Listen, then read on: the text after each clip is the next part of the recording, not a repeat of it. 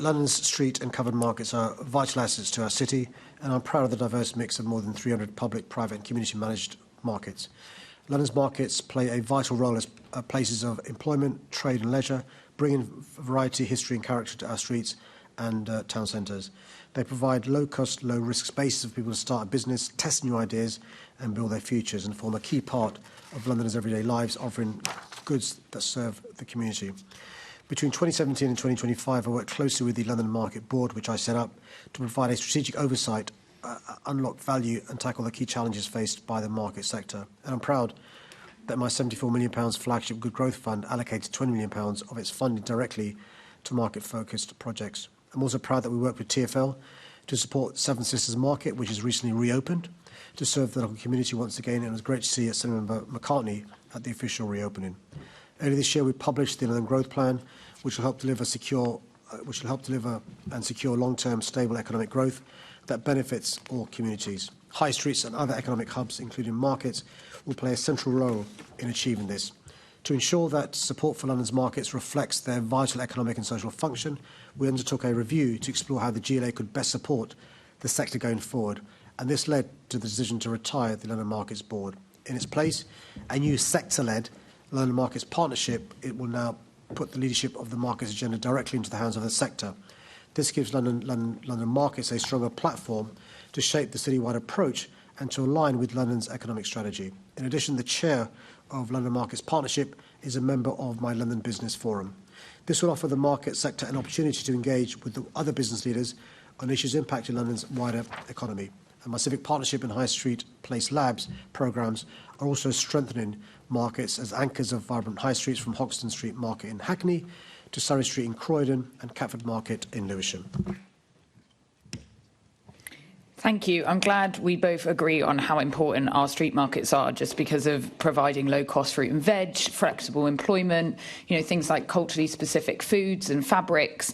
But I wanted to ring the alarm bell, really, about the situation that some of these markets are facing. And particularly just since I've submitted this question, 4 more traders have been evicted in Elephant and Castle.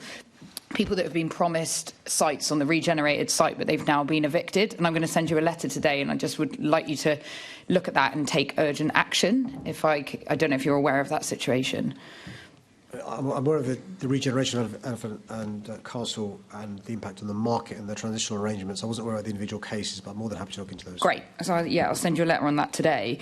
And like you've described, these markets are all across our city, but these save groups have popped up because they're really worried about them. Like you mentioned, the Seven Sisters Market, which obviously had decades of a group that were fighting to save that market. And I think the only reason it exists because the traders hung on in there, and the group fought for it to be a community asset. And we've got save groups all over the city. Save Ridley Road, there's Friends of Queen's Market, there's Save Brick Lane, there's Friends of Shepherd's Bush.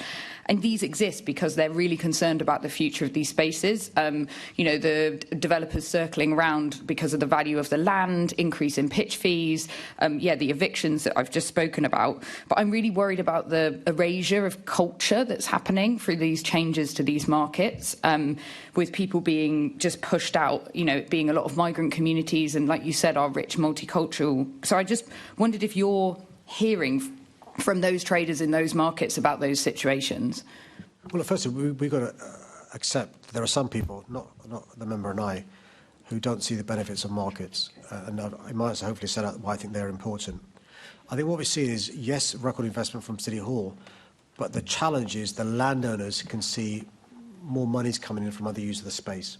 So one of the things we're looking into in relation to the next iteration of the London Plan is how we can use planning to prevent change of use in terms of some of this space use for markets. Our London Plan already is pretty robust and pretty strong, but she's right. We're seeing, we're seeing people seeing the potential of land they own being used for with more profit if it's not a market, and we've got to consider the impact on the heritage of our city, aside from the individual families and businesses affected. So have you heard directly from traders from those markets and the people that I've described about their concerns? Have you heard those directly?